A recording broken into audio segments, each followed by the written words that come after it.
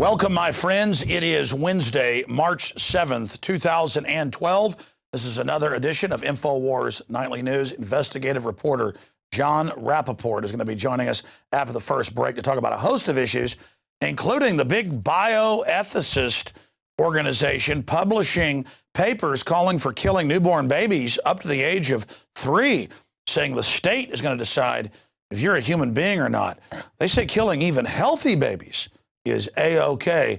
That's coming up tonight with Jon Rappoport. Now, you know that Andrew Breitbart, who ran the alternative media empire, who brought down Acorn and some of the other criminal operations of Obama, you know that he had basically sworn that he would bring down Obama completely with new information he was going to bring out March 1st. But he died in the early morning hours of March 1st. Now, I said that day, it's very suspicious that within 2 hours of him, just recapping, dying at the hospital after leaving a bar with a few drinks and then collapsing at his home, according to witnesses, that they would announce it was natural causes. The coroners come out in the LA Times and said, 6 to 8 weeks, we're looking at foul play. We're looking at every base, covering all the bases is what he said, including foul play. Because this is obviously very suspicious because he said that day, for weeks, he was going to release this bombshell info. Now, today there was some big breaking news on this front, on several areas. I interviewed Eric Mancow Muller, and as the syndicated radio host was speaking, also Fox TV host, I was like, wow, how did I forget this? That he had called me 3 months ago and said, would you like to be on the biggest cable news channel? I'm not supposed to say which one, but it's pretty obvious. And would you like to do a show where you and Breitbart are my 2 people I talk to every day? Then I have other guests. And I said, yeah, they'll take Breitbart. He's already on there, but you know, not me. But I said, go ahead and try. Well, he's getting his show on there. He's done shows there before. And Breitbart was green-lighted. Obviously not yours truly yet. And I told him I won't even take it, so don't even try. And I'd already talked about this 3 months ago, strangely enough, just left the Breitbart part out. So I'd forgotten about all this. And then Mancow's on my show telling me, and I went, wow, yeah, it was about 10 o'clock at night, talked to him.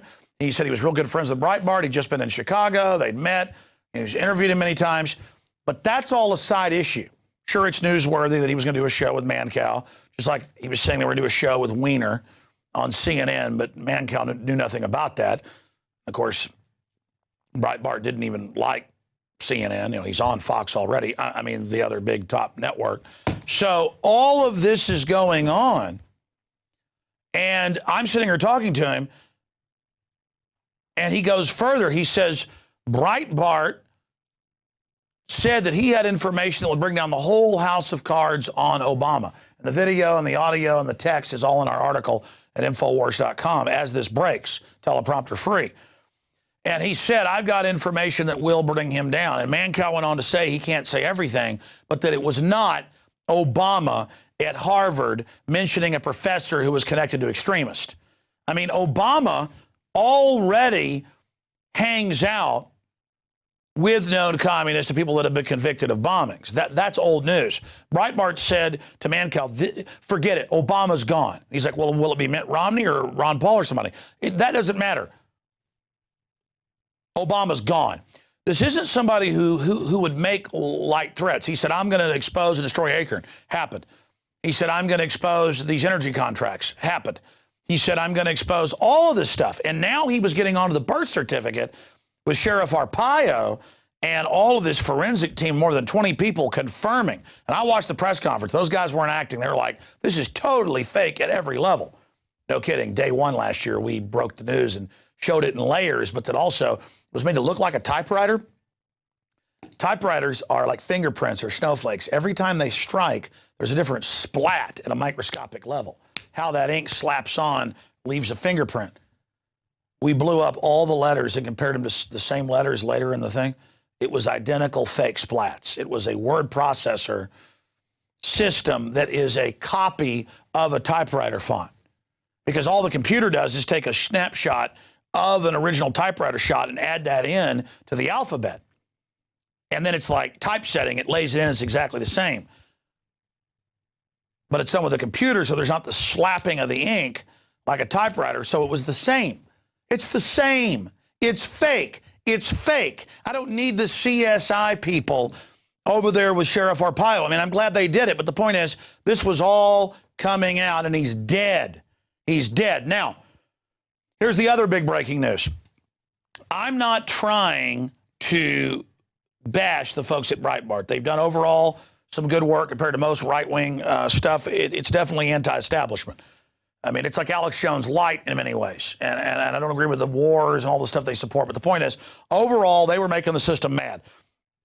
Mainline Republicans don't try to wreck big government operations on the left because a lot of times they're making money out of it as well. So they made a lot of people mad. That said, we've got timestamps of this we can show you. Everybody's waiting for Sean Hannity tonight. Why, they're going to premiere the footage of Obama at Harvard mentioning a professor he likes connected to communists, as if that's a secret. And that's all Obama's around. Well, there's a little problem. The Breitbart site released the footage already that they're going to premiere on TV tonight and said, this is it, but more to come. Well, Aaron Dykes discovered and Paul Watson discovered very, very quickly that this is from at least 4 years ago when he was first running for office on PBS, Frontline. So we have the footage of both in our articles at Infowars.com, written by Paul Watson and Aaron Dykes, showing the new footage Breitbart site has put out. Not Breitbart, he's dead, but the people using that name. And next to the 4-year-old footage that's unedited. They're putting out some edited stuff. We have the unedited stuff. So it's all in the article. In fact, if you take me to the front page of Infowars.com, please, you can see that, again, October 27th, 2008, not the video Breitbart died for, leaked Obama vid already aired on PBS in 2008. And if you go there, you go to the Breitbart site, they've got the old footage just re-edited, and then below that, we have the PBS video. So this is what I was concerned about. This is what I talked about from the very, very start. This is what I've always been concerned about. And again, you see that? It's the exact same footage Breitbart's got. Go compare it for yourself. Is that Breitbart would die. He was supposed to release the footage that day, and that they would then put out some whitewash or something that was just part of the overall package and claim this is it. The fact that it wasn't released that day, the fact that it was released over a week later and was something that already had been released, that's not Breitbart's style. He isn't somebody who made big claims and then didn't deliver. The reason he's dead, and I smell foul play all over this, folks, is because he did deliver. He did rock boats. He did stomp on the frozen mainstream media tundra, and the system doesn't like that. And you better believe we're in the same boat. There's big national news we're breaking right now as well. And I'll get to that later. And people are like, wow, Alex, you're getting bigger and bigger. And I'm like, yeah, I'm flying towards my destruction. People, you have to understand, this isn't about ego or about an alternative media person showing the world, that we can dominate. It's about defending our republic and saving our society and defeating Agenda 21 and getting our family rights back, our private property, our Second Amendment. We're fighting really hardcore authoritarians. And I do take all this personally. So I'm committed to this so much. I care about beating tyranny so much. I'm not even worried about what happens to me. That's the only way to roll. It's not because I'm some hero. It's because I'm not going to be a slave or a coward. So here are the articles in closing with this breaking news. Mancal Mueller, Breitbart was murdered. Chicago radio host says Breitbart death was warning shot and that others are in danger. He's been to the funeral, the thing. Everybody thinks he was murdered. And he told me all the behind the scenes stuff that he told me 3 months ago. And I'm like, I forgot all this. I was being offered a TV show with Breitbart. And not on the network that the media claimed he was going to with Derweiner. Okay, continuing here. Speaking of national news story, this story was up on Drudge today. Dozens and dozens of big papers, by this afternoon it was hundreds, had picked up what we reported on this morning and last night. A blogger, an engineer, we interviewed him today, John Corbett, had gone through the scanners and shown it with pieces of metal that could be bombs or weapons, showing the scanners are a giant fraud. It's all about making money for Chertoff, who ordered him as Homeland Security head, and microwaving us and just having this big power grab. The video goes up of him just sitting there talking about this and showing footage he shot. No breasts, no genitals, G-rated. And they knocked his video down. They blocked it. And they're blocking subsequent copies. But we're able to keep posting copies that others are posting as it goes up. As they try to knock the others down, we're able to keep posting them. So Drudge linked to us to say, here's the article about the censorship and here's the video. But YouTube restricts video of engineer, proving how useless TSA scanners are. Man walked through radiation firing machines with metal objects, knowing he would be stopped, knowing he would not be stopped. So there is that report. And they're now censoring it, but that only caused it to blow up in their face because they tried to censor it. You can find the video at Infowars.com. Okay, we interviewed the DPS, as you know, the Texas State Police last week. And I've seen all these articles about local police, the state police with tanks, drones, predators under military control, checkpoints. And we go up and talk to them as they're launching these gunboats with high-powered machine guns to patrol our lakes and rivers. And they look at us and say, we don't have any plans right now for military joint operations, and we don't have any plans for drones. We've got a bunch of articles here on drones. And we also then had the Texas Guard and the Federal Guard, the National Guard, out at the Kite Festival this weekend in Austin. So Chief Arte Saveda, 3 months ago in studio here, said the sky would have to fall, literally, for there to be troops on the street. Well, did the sky fall, pal? Because we got troops on the street here, and the drones are here. So we have a short video clip from the overall Darren McBreen report where they say, no, we don't know anything about drones and connection to police, period. State police or otherwise, the state of Texas. Here it is. I know they plan on buying a lot of these unmanned drones. DPS is not that I'm aware of. The state is the state of Texas is not. We're not. Because there's like border patrol with the drones and all that. Border Patrol's federal. Well, but they're working with federal agencies. That's what I mean. So it'd be like Homeland Security, for example, is federal. Yet they provided a lot of the funding for these boats that are here in the state. You know. So that's why I was wondering if there's any, federal cooperation with these unmanned drones as well for border patrol and fighting these out of control drug wars. Yeah, I don't know. We don't have drones. Yeah. Now, whose drones we have access to, I'm not even sure. So there you go. Meanwhile, Texas cops hit obstacles in their own truck testing UAVs, drones coming anyway. And this is being broken down by local news, IT World, and others. 33,000 of them, many of them weaponized. Government takes our money, ships in the drugs, arrests anybody that doesn't launder the money with them, and then crashes drones into things, and then lectures us all day about how wonderful they are and how they're keeping us all safe. Again, drone crashes into SWAT team tank during police tests near Houston. But he didn't know anything about drones or anything. Continuing, this is some bad news out of Minnesota. Governor vetoes Cornish proposal. You heard a federal court said you can't keep people from having guns on campus, on colleges, especially in their dorms. You have a right to defend yourself. A criminal that's going to come shoot people isn't going to follow the law. They're going to come shoot people. It is very, very, very, very simple. Now, expanding on that, this law would say we're going to stop arresting people that shoot people on their own property. Minnesota is so un-American. Good people up there, but run by commies and globalist thugs, that they were trying to pass a law saying in your home, in your car, if you're carjacked, in your mobile home, you can have a firearm and defend yourself if attacked. And the police are here saying, no, we don't want that, because you want the monopoly of force. You want us to have to call you to come protect us. I mean, this is really simple. Goes back to Rome over 2,000 years. You think the mafia just the last 100 years would come around for protection money, insurance they would call it?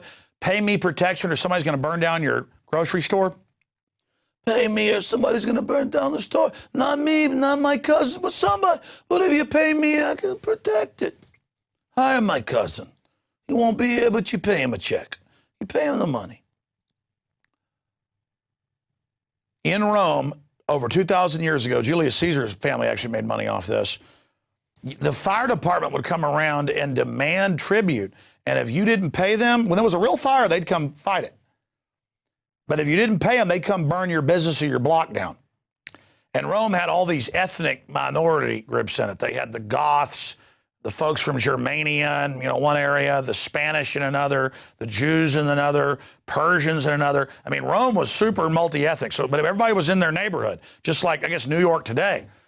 And so they'd come in and say, the Roman run thing would say, pay us all this exorbitant money, there's going to be a fire. And if you didn't pay, they burned you down.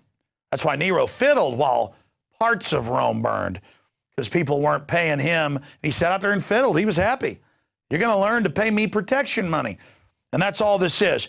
You call a cop when somebody's busting down your door. That's why I see articles every few days where some woman is in her house, calls 911, he's coming in with a gun and a knife. And 911's like, do not fire. Wait for police. Do not fire. And they go, he's coming with a knife. Oh, he's down. And they shoot him. And the police are like, how dare you do that? How dare you? Well, not the police themselves, but the bosses do. It's like, no, you only do that with us. You only call us to protect you. Now, I don't like getting into this subject because it really upsets me and lets me know how evil the people are we're fighting are. I mean, it just blows me away. But New York Post, you name it, they're all reporting. New York prostitution ring provided minors for wealthy elitist clients, including bankers, politicians, and lawyers. So for 5 years, the Internal Affairs / Anti-Corruption Bureau was trying to stop them running kids. There were some decent cops who were like, well, letting prostitution go on is one thing, but kids, no. Look at that alleged piece of crap. Anyway, she is on record. She is on record. And put her back on screen if you can. In these tapes they have, going, I own the police, I own the judges and the top politicians. Well, you bet. I mean, whenever a governor or somebody gets out of line, they release who their hookers are. Well, this is underage. This is young people. This is children. This is minors. And she was bragging, but we'll see what comes of this. We'll see if she ends up dying like a D.C. madam who was just, involved in regular prostitution, which I think should be decriminalized. I don't think it's moral or good. It's degrading, but making it illegal just makes it underground and lets the government control it behind the scenes through black market and really lets women be abused by their government, police, pimps in most cases. That's who most of the whore handlers are. Here in Austin, living here now for 20 years, I've seen 5 or 6 times they bust police commanders running most of the whores. But side issue, you make it underground, you let the corrupt control it. That's the way it works. But the kid thing, when they're convicted, I want these people executed. Executed. I want child abusers, child pervs to know that you do stuff like this. You go after little kids, you are dead. But let's go through some of those articles for people. Hot mama in kink link to rich DA. And it goes through here. It's just buried the whole underage angle. But there's one of the articles. Pedophile warned he would attack again. Outrage after trial hears of how man begged to be locked away for life, was given his freedom within 3 years. Well, because the system takes care of their own. Woman, judge ran sex ring that killed boy, age 5, London Telegraph. And we just go over year after year of these. Police officials ordered murder, says serial killer. There's all these cases of them delivering the kids to the elites. Overwhelming evidence points to murder of D.C. madam. And she told me, that she was being threatened, but that she would never commit suicide. FBI to reopen case against sex offender friend of Prince Andrew. Duke may be forced to claim diplomatic immunity to avoid questioning. How does a duke in their country declare diplomatic immunity? That's just royal immunity. They call it diplomatic immunity. The globalists say, I'm immune. And we go, oh, you are. They had cases in Sweden, other places where they did this, where they found the little kids in cages, government kidnapped. They're like, diplomatic immunity. How about immunity to scum? Oh, but I know that's radical. It's radical. So we've got that report. Here's another report on it. Yes, there we go. Just more and more and more and more articles. Homosexual prostitution inquiry snares VPs with Reagan Bush. Callboys took midnight tours of the White House. This was back in 1989. Then it happened again with Bush Jr. kissing men on the head at press conferences who it turned out were male madams and porn stars. I mean, they kiss in public, and I'm an extremist to cover it. And my point is, What they do with consenting adults is their issue. But the fact is they're being blackmailed with all this. That's the issue. You understand that? Stay away from people's children. I tell you, the Texas Youth Commission, state allows this stuff to go on with the kids that are grabbed. And you know what? It's time for justice to be served against these people. These are a bunch of globalist scum, enemies of every free human out there. All right, racing through the news ahead of the Jon Rappoport interview. Study BT toxin in GM crops kills non-target species. And it goes on to break down the fact that they engineer these plants to grow their own pesticide. And guess what? It's killing birds and bees and other insects and other life that aren't the main target of the toxin in it. No kidding. Like us, who are then eating the corn, eating the soybeans oil, eating the soybean protein, eating the cottonseed oil. I mean, it is just incredible. What is going on here? Shifting gears, Iran trying to build nuclear missiles capable of hitting London, Cameron warns members of parliament. Remember, we heard that in 2003. Tony Blair said they're going to launch nukes. They're going to launch nukes at England in 45 minutes. We've got to attack. And of course, there were not nukes in the country. All right, that is Iraq. Now for the quote of the day. Martin Luther King, I become convinced that non-cooperation with evil is a much more moral obligation as is cooperation with good. Again, I've become convinced that non-cooperation with evil is as much a moral obligation as is cooperation with good. Martin Luther King. Absolutely. It's very simple. Evil men and tyrants when good men and women do nothing. Thomas Jefferson, George Washington both gave similar quotes. All right, great job of the crew in the news segment. We're going to go to break, and we're going to come back with Jon Rappoport, who is just an amazing investigative journalist on a host of issues, including the group that advises the government saying the state has a right to kill children up to age 3, even if they're perfectly healthy. See, first we were like, don't kill the mentally handicapped kids because, next it'll be everybody. And it's wrong to kill them too. Look at Stephen Hawking or any of these people, or Helen Keller. And they're like, oh, we'd never do that. Now it's like, we'll just kill everybody. And they're like, oh, well, I'll accept killing retarded children then. They're like, don't call them retarded. That's politically correct. Just kill them. Don't call them retarded. See, in this politically correct world, it's like, don't call them a name, just kill them. Call them mentally handicapped, but kill them. Alex, big controversy. You just called them retarded. You're trying to save their lives. Don't call them a name, just kill them. See how the mind games work? It's Infowars Nightly News. You're watching this out there in cyberspace, millions a week do. Watching us there in England, we're on the main cable channel.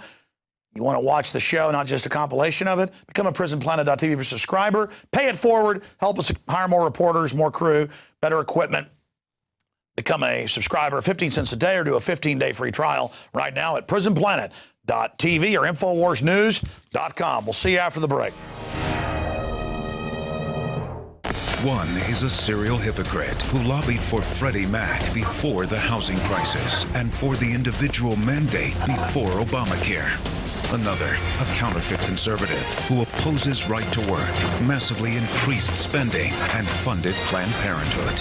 Finally, a flip-flopper who's been on all sides, supported TARP bailouts, and provided the blueprint for Obamacare. 3 men, 1 vision. More big government, more mandates, less freedom. One man stands apart, ready to deliver real change, voting against every tax increase and every unbalanced budget every time. A real plan to cut $1 trillion year 1 and to balance the budget in 3. Pro-life, pro-liberty, guided by faith and principle. Ron Paul, the one who will restore America now. I'm Ron Paul, and I approve this message.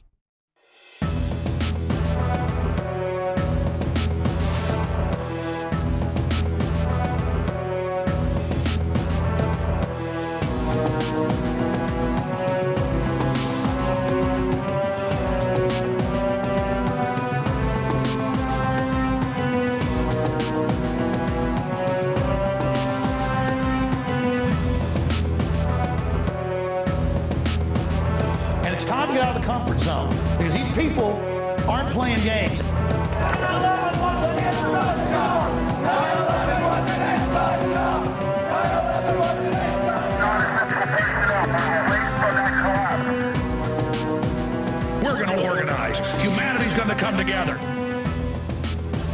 swinging muskets here, toe-to-toe with the globalists. They're bloodied, we're bloodied. It is absolute total war.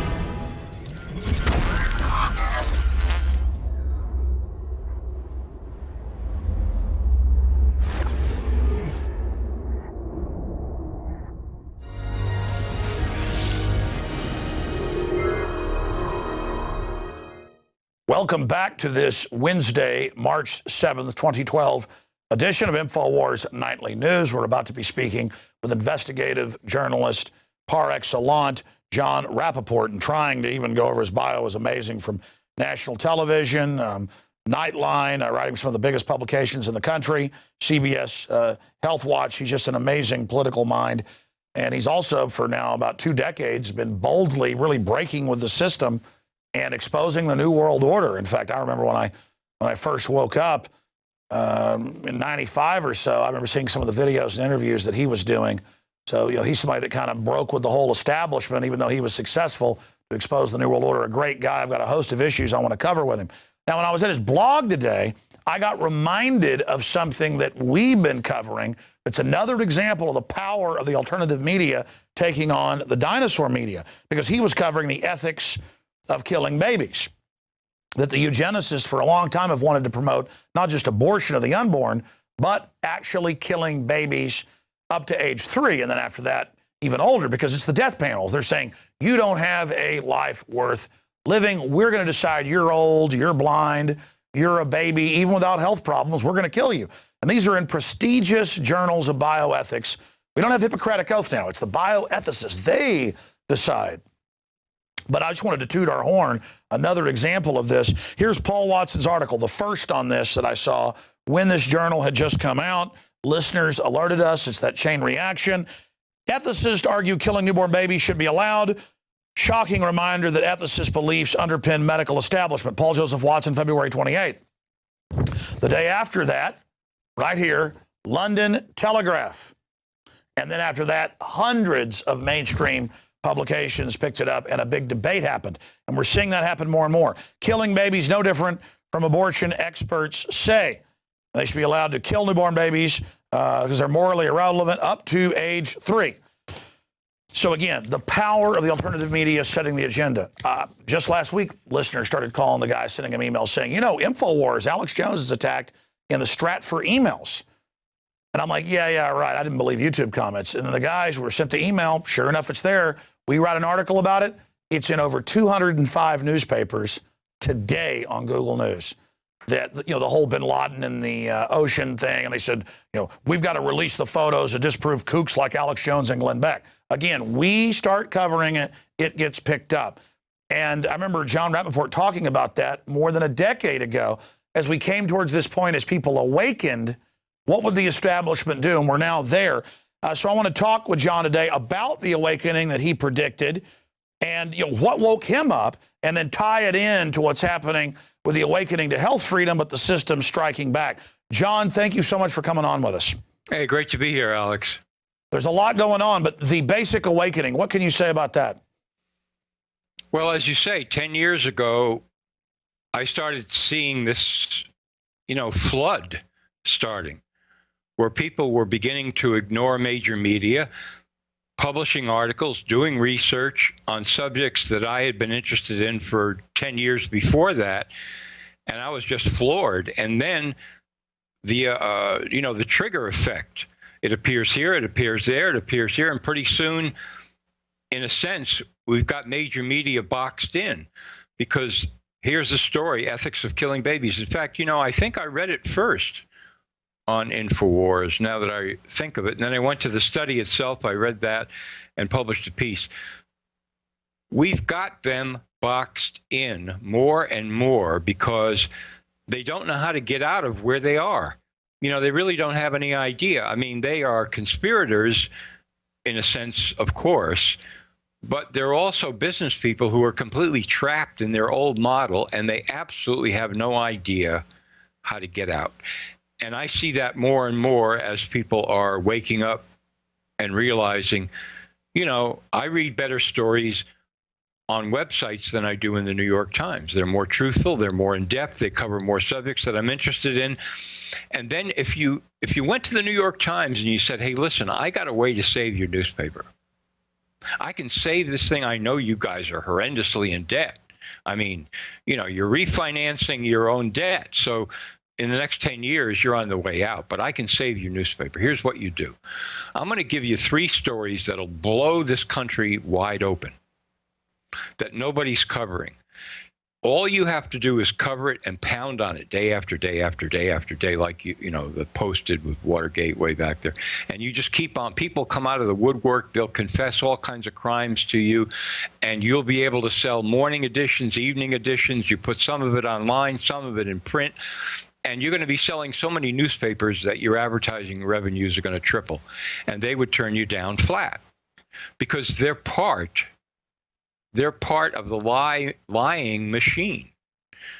That's where they live. That's right. They're only a subsidiary of the big defense companies and the private banks. So if it's a loss, so what?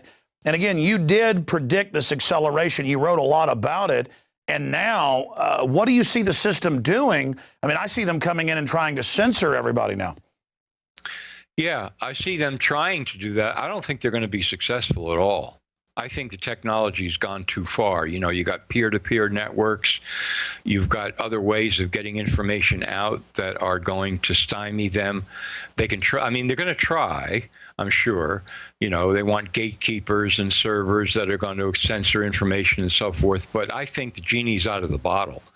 And by the way, just to toot your horn again, I just said 10 years as a vagary. It was like 15, 16 years ago that I saw your writing online, the TV shows you were doing that were leaking out. What made you go from PBS shows and CBS and The Village Voice and, I mean, just hundreds of things, Spin Magazine, LA Weekly. What made you early on start ejecting from the establishment media? I mean, I know you're an accomplished artist and, you know, have a lot of other careers as well, but I see some of it there in the background. That black and white yours, isn't it?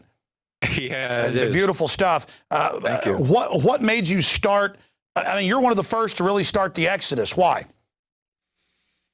Because I started trying to put things together.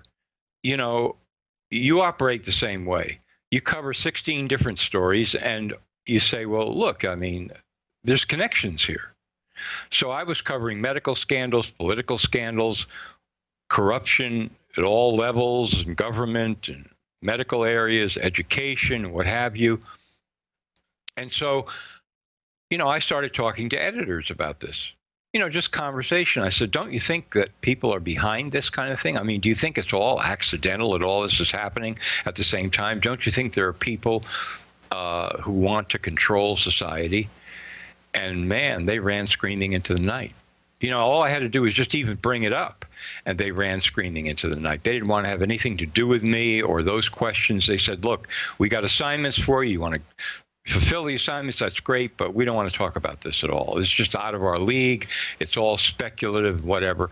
And I said, well, it might be, but I want to get in there and do some research on it. And I began, of course, reading books and so on that offered answers. And I found that at every turn, when I pitched stories that had to do with the basic question, who's running the show?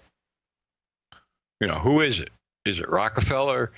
Is it, you know, Bilderberger? Is it the Council on Foreign That's what Relations? good old-fashioned muckrakers always did. Yeah, that was my idea. Well, this is in the great tradition of muckraking. I would run into people, editors, who would say, we don't want any part of that. Forget it. We don't want to publish anything about it. We're not interested in it. It's not real news. You know, you're going crazy. If you keep on in this way, you won't get work and so on. So I just decided, okay, that's it. Forget it.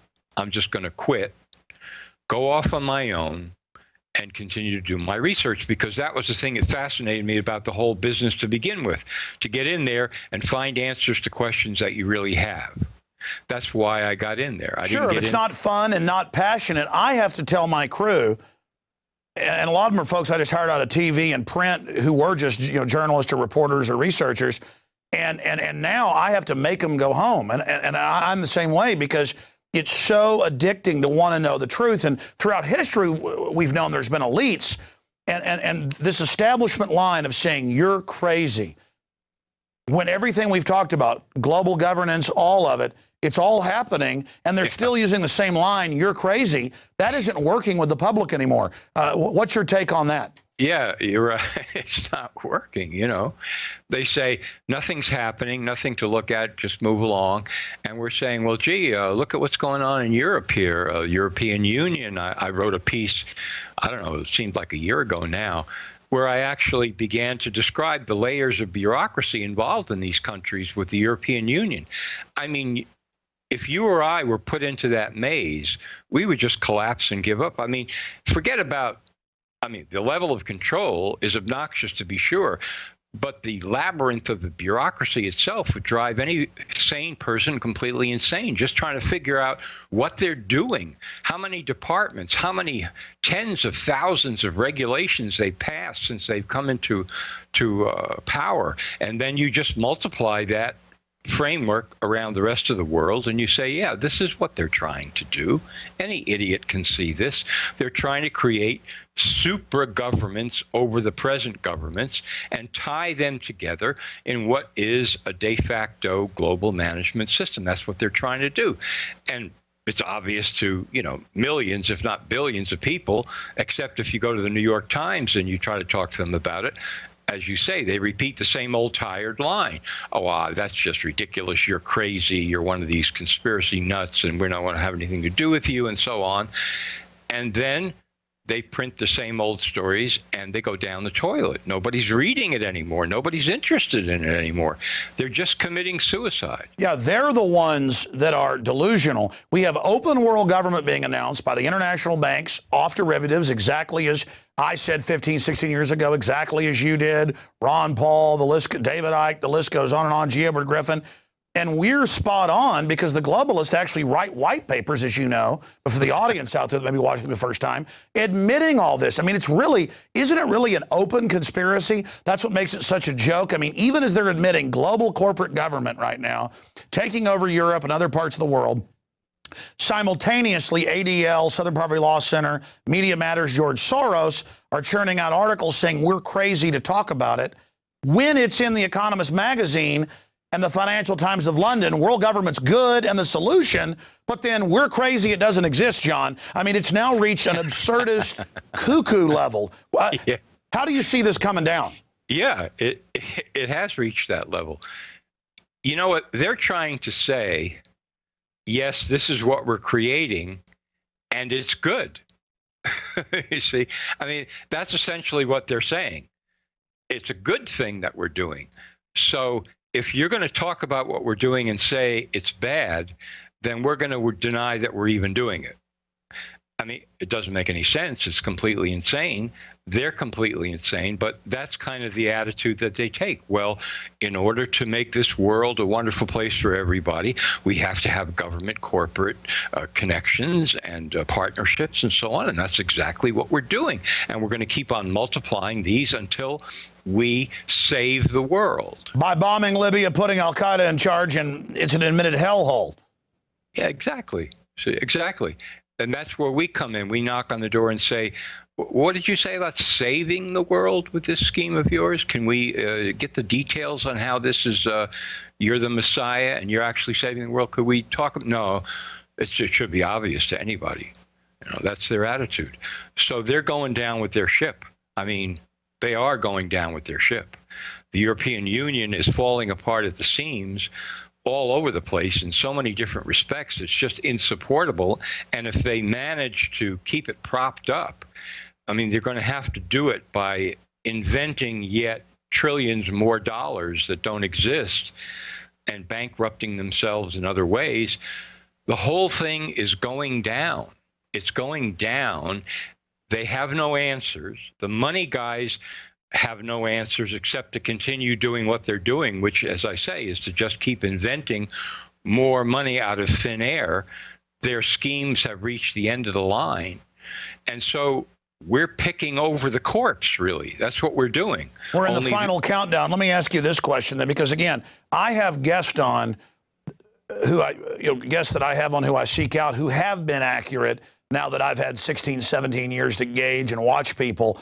and you've been very steady, very accurate in what you've broken down. So here you are back again. I look forward to having you on the radio show, John.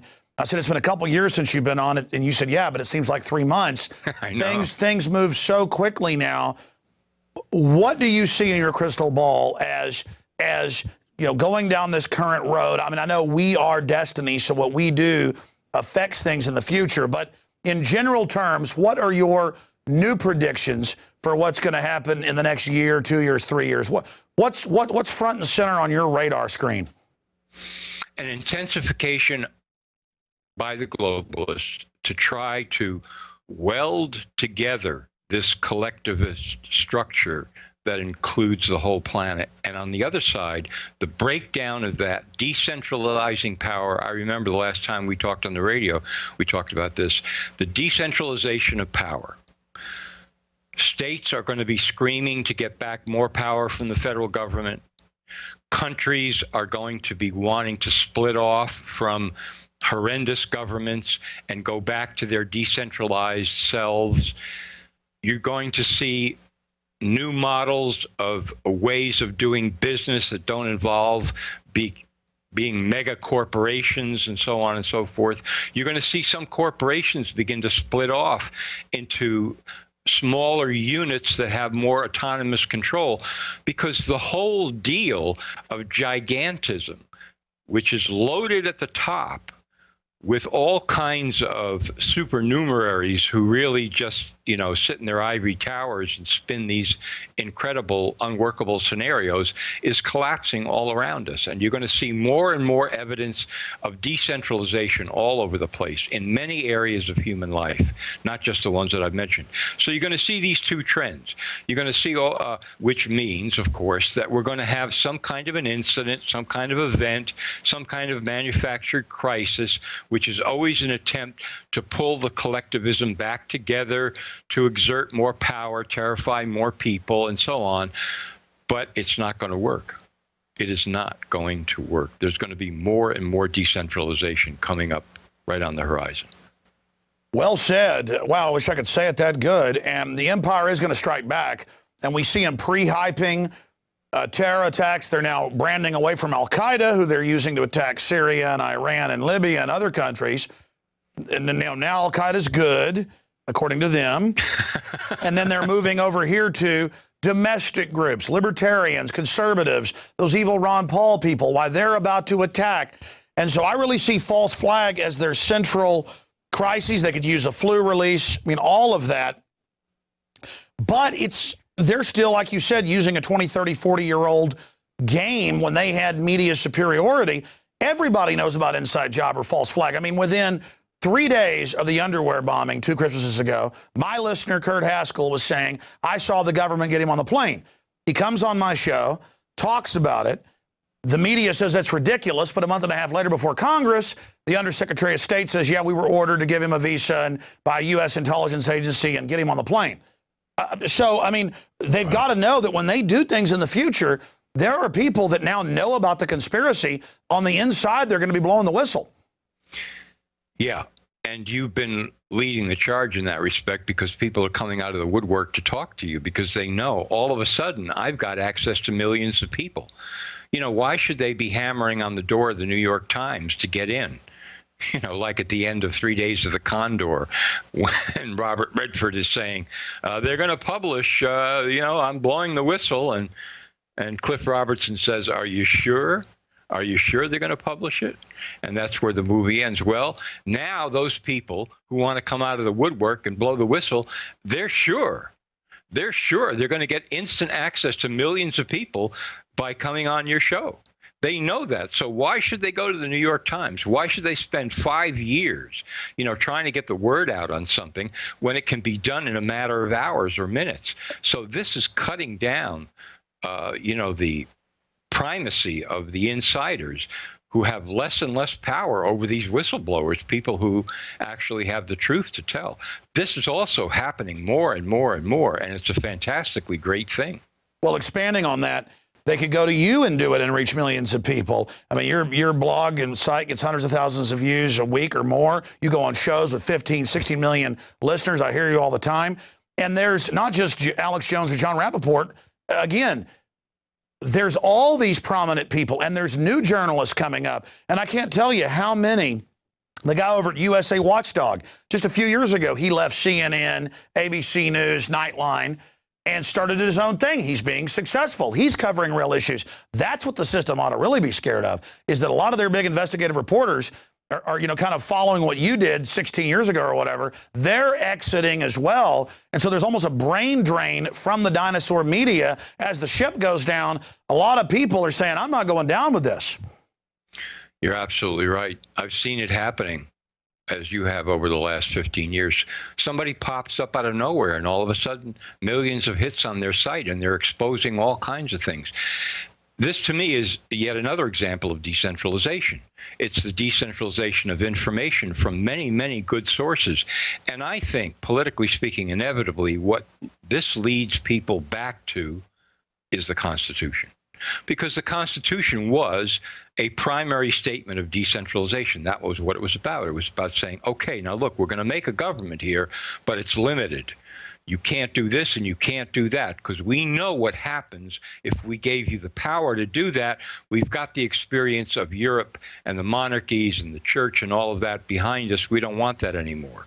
So as more and more people decentralize, I don't care what they say they are politically, my belief is they get closer and closer to going back to the basic fundamental constitutional principles of the Republic, which is you're free as long as you don't interfere with anybody else's freedom.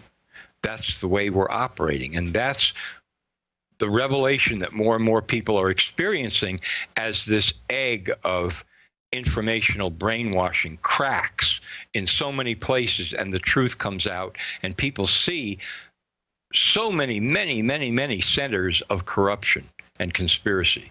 They say, wait a minute, we can't sustain a society like this. We have to get back to something else. What is it we want to get back to? And they find their way back to this idea. I want to be free. I don't want to interfere with anybody else's freedom, and I don't want them to interfere with mine.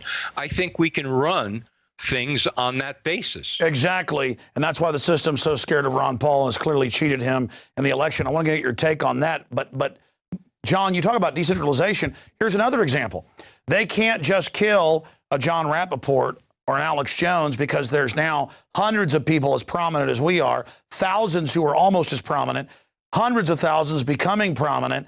I mean, the decentralization is just beginning. That's got to scare the system. But that's why I bring up Andrew Breitbart. I have talked to Eric Muller, syndicated radio host, 3-4 months ago. I even forgot to make this point till he was on my show today and said, Alex, don't you remember? He has a new show coming out on a big cable network. I'll leave it at that. He said, I want Andrew Breitbart, who's already signed on, to be a co-host, and I want you. And I said, well, there's no way that network's going to have me, so don't even entertain it.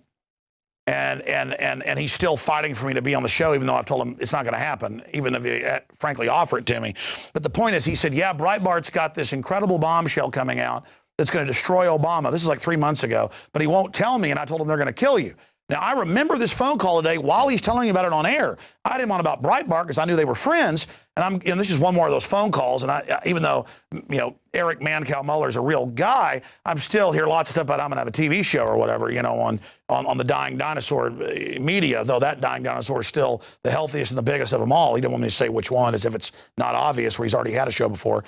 And he's telling me all this, and then you've got now Breitbart, the site has released a thing that we've confirmed was already in a Frontline thing years ago, some milquetoast deal with Obama in college, talking about a professor who knew some radicals. What I'd heard from Mancow and others behind the scenes was this was Obama at communist meetings. This was Obama talking about overthrowing America. And I predicted he was going to release that footage March 1st. He dies in the early morning hours of March 1st after 2 glasses of wine at the local bar he went to almost every night when he was in town, right by his house. 2 glasses with friends and people sitting at the table. He'd talk to anybody. He goes out, he drops dead, and I said, okay, they announced it was natural causes without a coroner report. That's always a big sign in 2 hours. Right. No, I'm ranting, but just the background for new viewers. Then he was going to release all this March 1st that day. He was going to go after Obama. It's just too obvious. And then I forget, whoa, he was going to have a TV show as well. I mean, I think this is a shot across the bow. My guts, everything tells me that this is very suspicious. But the fact that he told Mancow, Eric Mueller, I've got stuff that will destroy Obama. And he's like, what is it? And he goes, it's so bad, he's going to be gone. He goes, well, who's going to be, Romney or Paul? That doesn't even matter. When I release this, he's gone. Now today they released this super boring video. Yeah. I smell a big, giant, stinking rat. I think they got pressured, and I think they've released crap. I can't imagine that what Breitbart was talking about releasing was this stuff that I just saw a part of here before we went on the air. I mean, he's not that kind of a guy where he would say, look, I've got something that's an absolute blockbuster here, and then it turns out to be dishwater. That's not him. The thing that I think made them so afraid of him was that he was a jokester. You know, no, he would pull stunts, as we all know. He would send people in to videotape other people. He had a sense of the fluidity of media the way it is now, and how quickly you could get information out there if you could get it on tape. And as his imagination began to work, and I remember the last time we talked on radio, we talked about this too. Here we are. Use your imagination. There are millions of ways of getting this information out and showing the truth, and at the same time illustrating what fools and buffoons in many ways we're dealing with here. And that's the touch that this guy had, because he had fun. He enjoyed it. He loved, you know, the competition and winning, and he was willing to go out on a limb and do it all and tape himself doing it and taping other people. And believe me, there's other people coming up the line like that. I've seen some of their stuff. They send me links to their videos. I don't even know who they are. But they're getting on that bandwagon of, boy, we got a camera and we can go places and we can find the truth. This is not going to stop. Example, I gave cameras to a family that was down and out and a little bit of other help who were homeless 3 years ago on the streets. Now they've gotten jobs, back on their feet, and they've shot videos at least 6 or 7 times that I've seen that become big regional or national stories. The one last weekend was at the Kite Festival. I couldn't go to it. Biggest in the country, Austin every year. They had the Army out there searching people at Zilker Park, which, by the way, has no walls around it. It's a giant park in the middle of Austin with, you know, hundreds of entrances. I mean, well, it's not even entrances. You can park on any road and walk in. There is no entrance. You know, it's just a giant green area by the river. They had the Army out there acclimating everybody. So I don't have to go 100 miles or 1,000 miles to see an urban warfare drill. They have the Army out here groping people. But my point is, they shot video, and it's there. So how does, well, we've seen the system try to arrest people for videotaping police in public, but now that's being thrown out in court. I mean, the system really is losing whenever we stand up to them. Yeah, absolutely losing. There's no way that they can stop it. I mean, it's a flood. Yeah, that's a great story. You give people cameras and you tell them to go out there and find out what's happening, see? And this is going to happen more and more. Another prediction. I mean, it's going to happen in places where we think the issue is one thing and it turns out to be something else. We're going to have people in inner cities with video cameras where we think, okay, well, this is the way inner cities operate, and here's the crime situation, here's what's really going on. Yeah, okay, but now if you were living there and you had video cameras and you could go around and actually catch some of this stuff on video, corrupt politicians, money that's coming down from the feds being stolen, diverted, programs that are stopped by people, people who are just stealing money outright, drug deals, whatever, the whole 9 yards. A day-to-day documentary of real life in the inner city by 10 people that have video cameras. And this stuff goes up on YouTube. The whole nature of news of that kind is revolutionized overnight, baby. It's not the same anymore. People have a new idea in their heads. They're not looking through their mind control lenses at what the media is presenting them. This is going to happen everywhere, all over the place, in every walk of life. It's going to happen inside corporations. You're going to have people sneaking cameras into corporate boardrooms and meetings that are supposed to be secret.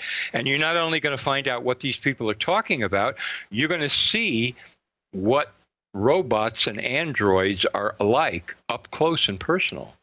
It's going to just blow people away. Well, John, this has been a powerful interview, and I feel like we're just getting started here, but I'm going to obviously have you on the radio if you'll do it next week, I think next Tuesday. Oh, yeah. Let's shift gears into some of the other subjects. What else is on your radar screen? And then I want to ask you about the system thinks it's all powerful, so it comes out and says, let's kill 3-year-old babies. Let's kill old people. Bill Gates says, yeah, it is death panels. Don't give an old woman cancer surgery. Hire 10 teachers, as if you kill somebody and that makes the economy better instead of having higher quality service, and then it creates more complex economies. I mean, they know that destroys economies to create a predatory, cannibalistic economy. I mean, I want to get into, them openly saying, let's kill babies now in prestigious journals. Their eugenics is coming out in the open. I want to cover that. But any other big issues on your radar screen? Well, one ongoing issue that never goes away, because I keep on pounding it and it keeps on getting out there on and on and on, and that is the July 26, 2000 study published in the Journal of the American Medical Association, Dr. Barbara Starfield. Impeccable, mainstream credentials, let's call it, all the way up and down the line. Medical system in the United States kills 225,000 people per year. 106,000 as a result of FDA-approved pharmaceutical drugs. That means by the drugs alone, you're talking about the medical system killing more than 1 million people a decade. FDA-approved drugs, while the FDA goes after vitamins that kill nobody. And this is the kind of story, see, that you would, if you had any sense, I don't mean you personally, but the publisher of the Washington Post could sit there and say, oh my God, are you kidding me? I can see the headline now. Medical system kills 1 million per decade with FDA-approved drugs. 1 million Americans per decade. Let's run the headline. Let's get these 3 or 4 reporters and pound on this sucker for a year. You're going to have all kinds of doctors and bureaucrats eventually coming out of the woodwork to confess that they've known about it for the last 10 years, that the government has done nothing about it. The FDA is aware of it. They've covered it up. The CDC, everybody's known about it. You see, the pharmaceutical companies, the whole deal. And by the way, from what I've seen, these are very conservative numbers in this study. I've seen numbers as much as 150,000, not 7,000 or 20,000 from bad drug interactions, in the hundreds of thousands from infections. I mean, it's becoming epidemic. I can't tell you how many friends I've had who are young, middle-aged, old, whatever, who go in for a minor surgery and die of an infection. Yeah. I've had one surgery on a broken bone in my leg when I was 16. They almost killed me in the anesthesia. The IV came out that night when I woke up, blood all over me. I mean, I was lucky to get out of there. Wow. Yeah, I've been hearing. I know the same stories you're talking about. Absolutely. And yes, there are other studies where the numbers are much higher than what I've mentioned. The reason that I harp on this particular study is it's done by one of their own, published in their most prestigious journal. And here they publish it and then they pay no attention to it and they do nothing about it. Yeah, they're saying give up all our rights and let TSA stick their hands down our pants because a couple hundred get killed a year from terror, even if it was real. We know it's manufactured, most of it. And then meanwhile, just ignore the giant elephant in the room of all these big issues like out-of-control healthcare. Yeah, I mean, we're killing, the medical system's killing 2.25 million people per decade if you take into account medical drugs plus what goes on in hospitals. 2.25 million people per decade. So how many plane crashes into the Twin Towers would it take to get to those figures? And this is going on all the time, day after day, night after night, on and on and on and on and on and on.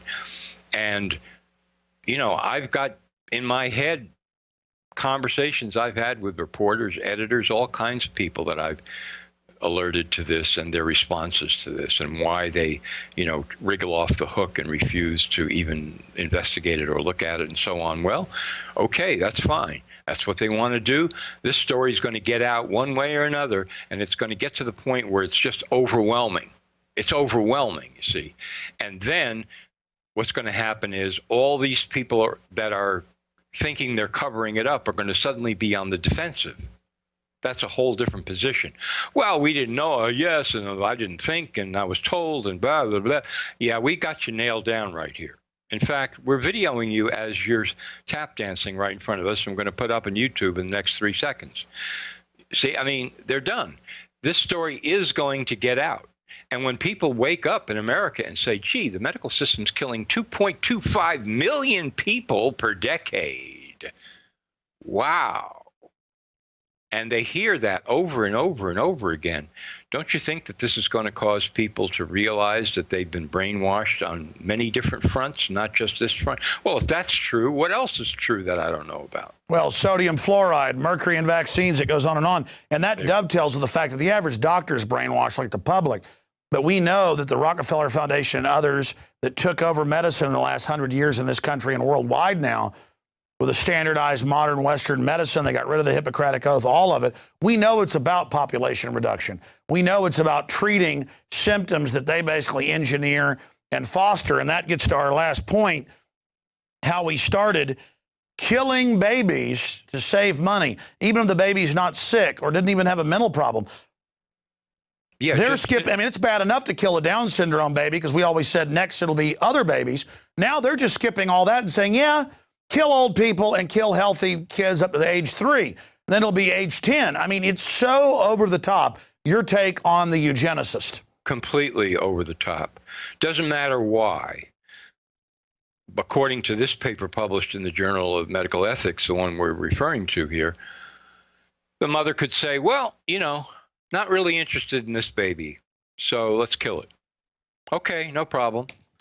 Or the government could step in and say, well, we've got a certain index here, standards, blah, blah, blah. And so you're going to die, kill this baby, not that baby, this one over here.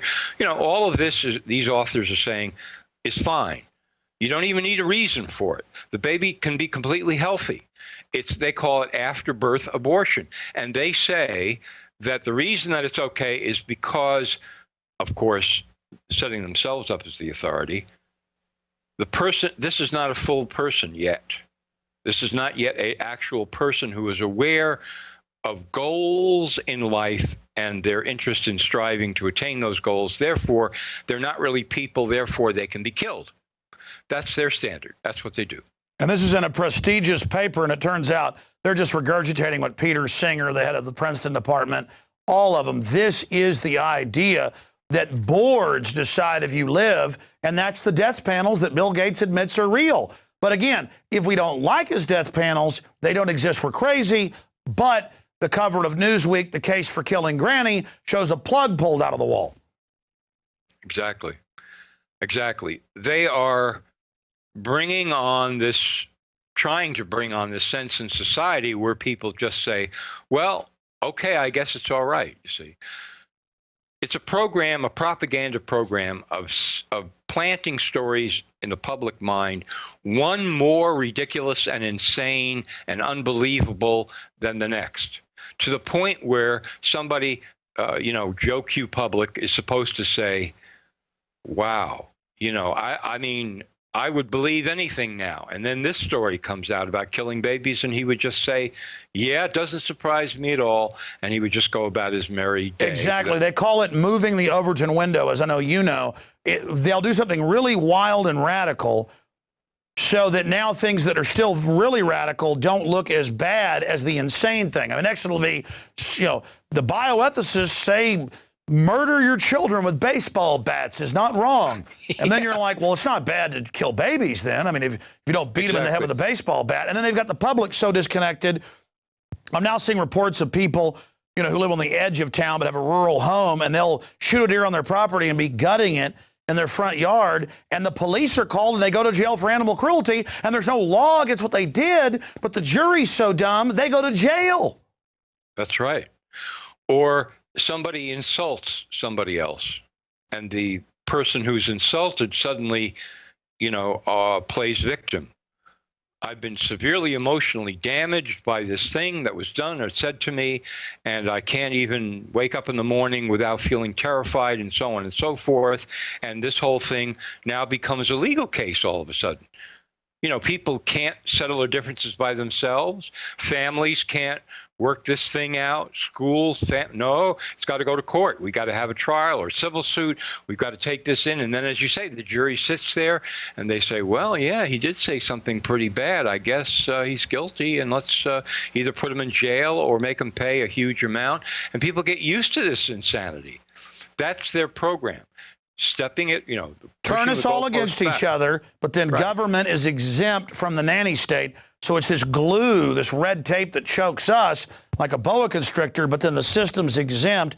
So it's divide and conquer. NoMoreFakeNews.com. We've had it up on screen through the entire interview. You're on next Tuesday for a full hour.